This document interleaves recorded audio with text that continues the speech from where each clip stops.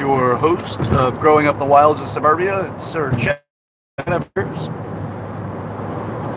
I was speaking with kind of a new friend of mine recently, and we were talking about the events of my recent life, and it was becoming very clear as I've had these conversations, especially recently. Excuse me.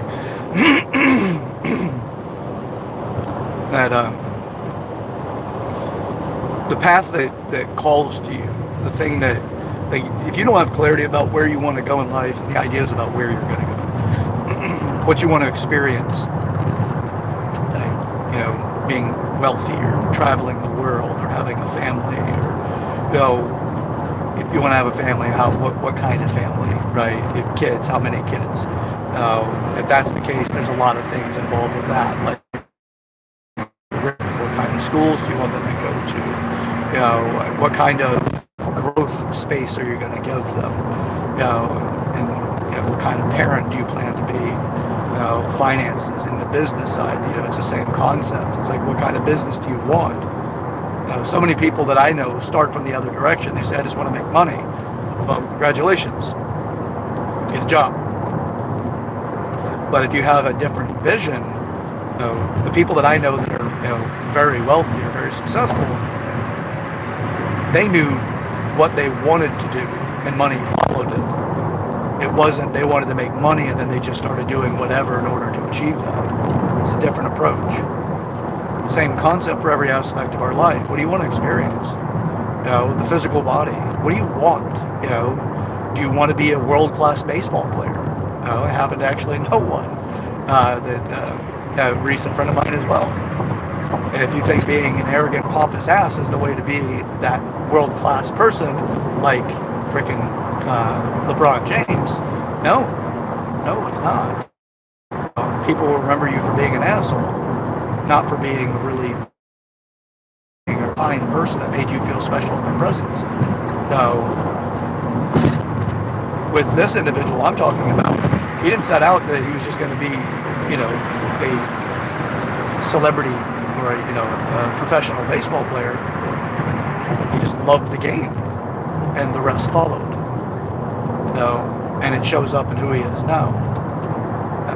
So this is what I've experienced consistently with people, is that they don't have the clarity of definition of what they want to experience. But you still feel a calling, and you may not have clarity about why you feel restless at times, why you feel like you need to get out of where you are, do something different, where you find yourself jumping relationships because maybe you are good at having, being in relationships, good enough in the sense that you are in relationships regularly. The reasons behind that, it could be codependent. There's other things that are there, but for all intents and purposes, just talking about somebody that actually is, they have plenty of people that want to date them, and they happen to date in such a way that it seems like a rewarding experience for the people involved. But you keep moving away from things that are satisfying, things that are, again, for all intents and purposes, are what you're seeking in that area. Perhaps that you are actually very satisfied with the person that you're dating, but you continue to leave that type of relationship to go and find something else because you're not answering your calling. You're not getting the challenge that your soul wants to bear.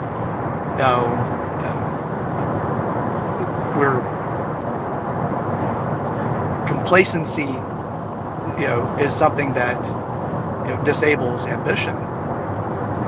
And it's interesting what we do when we don't seem like we're striving for a potential.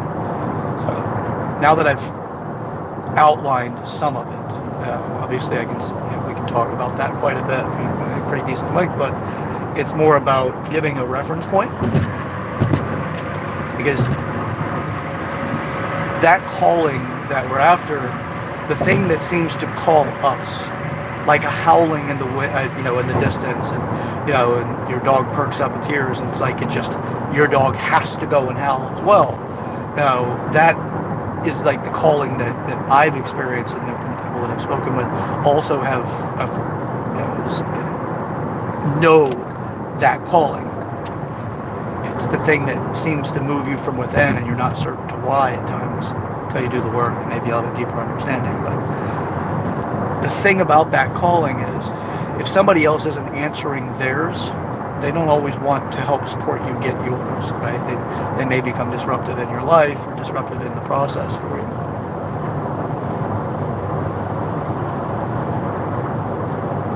It's interesting how that works. I get it. A lot of times whenever people don't want to see you be successful is because they themselves aren't seeking their own success, or that you be a part of their structure of reality that makes them feel that if you were to become more advanced, more mature, or closer to your goal, you may not necessarily need them in your relationship. And then you pull them back down. Other reasons for that are also that the person isn't working on getting to their goals, and your success reminds them of their failures, their inaction. It's truly a sad thing, because who wouldn't want to see other people successful? Especially if you're related in some way to them, friendly, have some sort of connection or bond. You would think that would be enough to make somebody want to be a part of that process of success. But that's not always the case. And I'd say in most instances, it likely is the common case. The previous video I did was on the maturity path. If you want to create a really, really profound and responsible relationship with somebody, create it off the basis of what you want to experience, what areas you're developing yourself in, so that you can reach the goals that you have in life. Because every step of the way, as the other person's informed, in my opinion, it's as important as love languages is the maturity path. What do you need in order to achieve your goals? If you already had everything you need to achieve your goals, you would already have achieved them. But there's a process. Sometimes it's just sifting things up and then aligning them from all of your areas of development, and just realigning those things in such a way that they become more potent, they become more effective in achieving your goal. But in most instances, in my experience through life, and the people that I've obviously spoken with, they will talk about how something they need to develop in certain areas. Now, if you have a partner or partners in your life that they know where you want to go, and then they start bringing in the support to help you develop, and I don't mean the support to help you develop like it's all their resources and you don't need to develop in that area, but to help you, like a mentorship type of approach, where they're like, okay, well, this is how you can balance your checkbook better, if you will. It doesn't have to be as rudimentary as that. It could be something more sophisticated, where it's not only is this how you balance your checkbook, this is how to plan financial return with these types of variables. And it starts creating a little bit more of a dynamic, mature approach to the way that you look at money in that instance. But it's money with the investment concept. So there is quite a bit that we can do for each other. But the majority of people want to go into relationships just to satisfy superficial needs, whatever those superficial needs may be. Could be that I'm lonely and I don't like feeling lonely. And lonely could be, I don't like being by myself. And by myself, I mean with myself. That could be where the work is. Because codependency is also a challenging place, because codependency creates a slave behavior. It's a serf behavior to another person, so that you can be in a relationship, and that takes away some of your self-expression and your own autonomy, so that you can be in that relationship, which creates frustration, challenges, and people commonly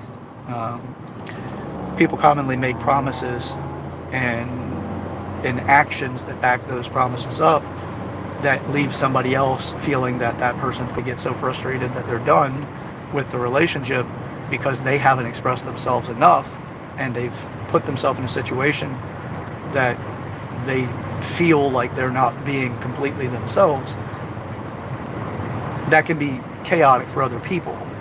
Now, does that mean it's bad or wrong? No, it doesn't mean that.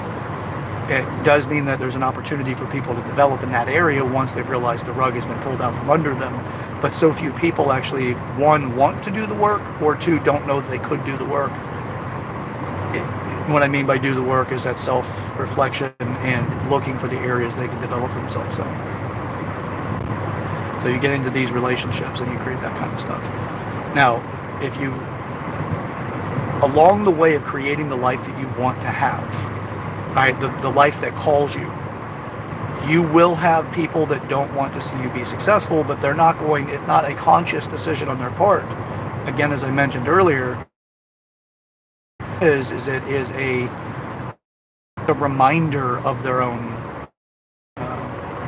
failings or their own inactions. Now, there's other things about it. You know, it could be just that you distract them from whatever's going on in their life and you make them feel good. Because of the way the feelings are, they become kind of this addictive requirement in that relationship. I need to see you, and I need to see you so that you reduce the area. And that's where that person can continue to try to pull you away from your calling. But if you aren't doing the work to understand the maturity that you need in order to achieve your goals or to answer that calling, then this is all going to sound like ramblings of a madman. Oh, I'm a developmental junkie. Like, I absolutely love development. That is some of the things that I'm centrically focused on daily. My deep desire to develop, incredibly compassionate towards other people, supportive, caring, also makes me the other side too, which is, you know, I'm not stuck on happy. I'm not drunk on it either. If you're not familiar with what I mean by stuck on happy, I've done several episodes in the past about that, so you're going to want to go back to the library and find those. But my ex hated that, by the way, stuck on happy. Reason for that is, you know, if you're a really aggressive optimist or you're incredibly optimistic, you can start denying specific aspects of reality so that you can continue to hold the idea of what you consider to be happy. The problem with happiness is it's like chasing a drug. You know, it never stays the same. And it's also, no one can give you happiness, but people can make you feel that way by being around you to make you think of yourself. So, or feel yourself or recognize something about yourself, and that's where you get that sense of happiness. But I'm not stuck on happy. I do have optimistic outlook in the world, but I also can see opportunities for using pessimism because of the benefit of switching viewpoints like that. And then the realistic position, which is also, there's another side to realistic, which is called naive realism, which is actually a pretty interesting piece. But the benefit of me speaking about these things and to bring it all back together so that it's all in the same package here is that you'll have these views in life and the way that you navigate what you want to experience and the calling that you have. Other people will see a lot of the attributes that you have and want some of those attributes, or to encourage you not to develop specific areas of those attributes that are necessary for you to answer that calling. It's a process of insight, introspection. It's a process just to develop yourself. You know, it's, if you don't want to live a life that at the end of it you question whether or not it was, you know, a life well lived, then you have to start answering these callings. You just got to start acting out and doing stuff to, you know, experience life. And experience life all out. You know, I was recently asked about my plans for New Year's and Christmas and all of that, and the first thought that came to mind was my previous relationship and what we did on Christmas and New Year's. And we did the thing that I absolutely, in that relationship, I loved it. So New Year's, we stayed in. We were asleep before midnight. Now, it's just that was our preference, and we both really liked that. Now, and now it's like, uh, so me loving or liking it's actually loving being out of my comfort zone. My desire to be out of my comfort zone has me go, okay, well, I want to just stay in on New Year's. Yeah, I have dogs, and I love my dogs, and I really don't like how all the fireworks affect them and all of that. So I'm usually like, I prefer to be home to, to help care for them. And that's the comfortable thing to do. It's easy to do. In my opinion, it's also safer because I don't have a desire to act out to the point of, getting drunk and making poor decisions that jeopardize other people's well-being and safety. I prefer to just excuse myself from the world of that and be where, like I feel like it's a solid foundation and supportive of my pups and, with the previous situation. So, previous relationship and how that was. So now, because that's my comfort, I will likely, I need to, I'm actually going to listen to the language that I use here. I'm going to get out on those days. Christmas is with family, and I do spend that a little bit of time with family on Christmas Day, but yeah, I have to get out of the house to get out of my comfort zone. So, how much fun is that? Watch me work my way through something here. But point of it is it's answering to like these callings, right? My calling, how I hear my calling is where my comfort zones are, and it's on the other side of it. As soon as I hear, like I'm in that comfort zone and I realize where I can be uncomfortable, it seems like that's the direction of the howling, if you will. Like that's where I'm like, okay, I want to go over there. I want to put myself in a situation that I'm going to grow in and not have as much control in. Because that's what us developmental junkies seem to do. Really do look for the opportunities to grow. Answering that calling. It's not always easy for me to tell you exactly what my calling is. Still don't have it in the most detailed and precise statement, but you're seeing some of it. Sharing the experiences that I have in life as I develop.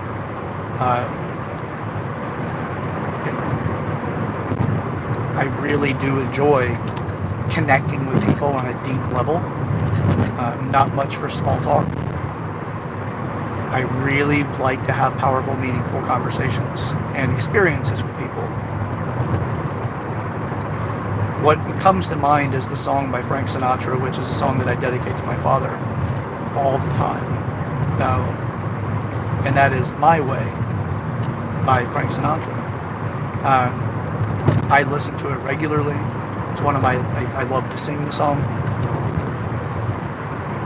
But what's really in the lyrics is so incredibly powerful. It's like how many times do you hear people, they've willingly and openly and embraced the idea that they've laughed and loved and they've hurt and they've cried. That they've lived a life that's full, right? They've gone on and taken on more than they can actually deal with at the capacity they're at, and yet they still push through so that they can become more capable. It's a beautiful song. It's awesome. It's a very powerful song for me, but it's the way that I also live my life, and I want to take on more than I can deal with so that I can develop to the point I can deal with it and continue to grow. Same as exercise. It's always trying to grow. And that's where my calling is I would just keep growing, keep developing. My connections with others, when I hear from others that these videos make a difference for them, I can hear the satisfaction of my calling. And my calling is really, on one side of it is, that's where I want to go. The other side of it is when I look backwards, I see the legacy that I'm creating. And my legacy isn't mine, really, it's actually yours. It's the living of making changes in your life in a way that your life becomes more enriched, more satisfying. And that's where I place my legacy.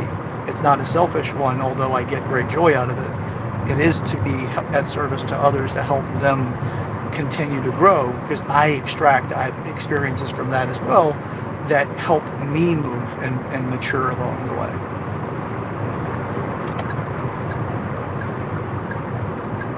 So, words that are uncomfortable, they seem as if they are devoid of compassion. One of my previous bosses, and I like this guy a lot, he's a great guy, his name's Brent Aller. Great guy. And he told me whenever I had reached a regional level of management with a company that I worked with him at, told me, he said, Chad, I want to see you fail. I want to see you fail hard. I want to see you fail often. I want to see you fail. And immediately I knew what he was talking about. But it's the first time I had a boss like that in this particular company that told me this, you know, and I had all appreciation and admiration for that, because that's what I want. So it's not always the most comfortable thing to hear, but with absolute love and admiration from me to you, and you'd be the witness in the video of watching this video, I want you to fail. I want you to, you know, have heartbreak. I want you to have the frustrations in life that help teach you how to get closer to whatever your goals are in life. Because on the other side of that is everything you want, right? If I want to see you fail, then that means I want to see you succeed. And in my experience, success is less frequent than the awareness of failure. But when you change your perspective, your failure really is success. Like, I have failed every day of my life. Every single day I've failed, and I've failed it so much. But none of those failures have defeated me. Now, they have beat the hell out of me. Now, I'm like intensive care level beat the hell out of me, not literally, but figuratively. But that's all in the forging of a diamond. You know, you want to be something wonderful and precious and valued and remembered and, you know, impactful and making a difference in lives, other people's lives as well, you know, and or your own. That's the process of making a diamond. It's pressure, it's temperature, and it's time. You know, how long does it take before you forge yourself into a diamond? And then you've got a crude version of yourself. And then you want to continue to refine that so that you can continue to be something that much more precious to yourself and valuable to yourself, and therefore valuable to others. Don't do it for others, do it for you, but know that others will benefit. So if I want you to have heartbreak, that's simply saying that I want to see you have the best love you've ever had. It's hard to value what you don't.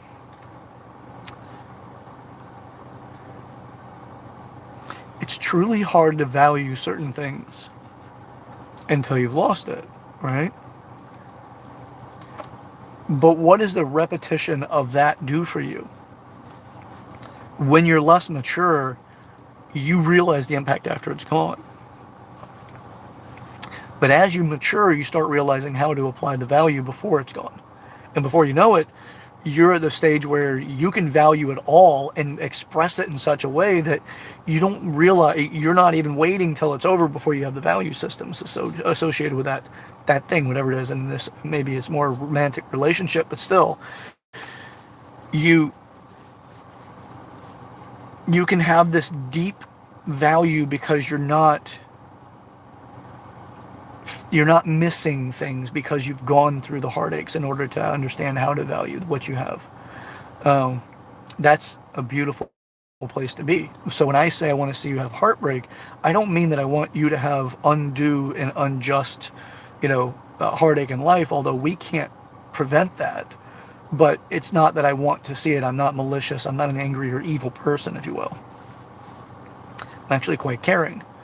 That's what I mean by that. I really want to see you have everything that you want, but I want to see you work for what you want. None of this is going to be given. And if something does end up being given to you, then you're just fortunate. It's a lottery type thing where you probably won't value it the same as if you worked for it. So, all right, I got to go. End of the episode. Remember, your calling, it's something that if you don't answer it, it's going to get you anyway. It'll ache in the background. It'll aggravate you to some degree. If you don't know what it is, that's okay. Do the work, become more introspective, start thinking about where you're at, what you've done and who you are and how you've affected others, and work through the process of maturing yourself so you know a little bit more about what you want to experience in life. If money is the place to start, okay, then great. How much money do you want to make? Okay, now we're going to have to build out from there. How are you going to acquire this money? What skills do you have that can help you get to that point? What do you not have? And how can we build on that and start training yourself? You don't need the organization of a school to be successful. Create the organization in your life. Life is telling you what you need. You just have to learn how to listen to it. Oh, this is not easy. Oh, it's really not. At most of the time, in my experience, it's a ride, it's a challenge, it's like a roller coaster. Oh, it gets sticky at times, but damn it, it is worth it. So stick with me in this process, okay? We're creating that life together here. So with that, I'm your host, Sir Chad Everett Broshears, and this is Growing Up in the Wilds of Suburbia. I'll see you guys on the next one.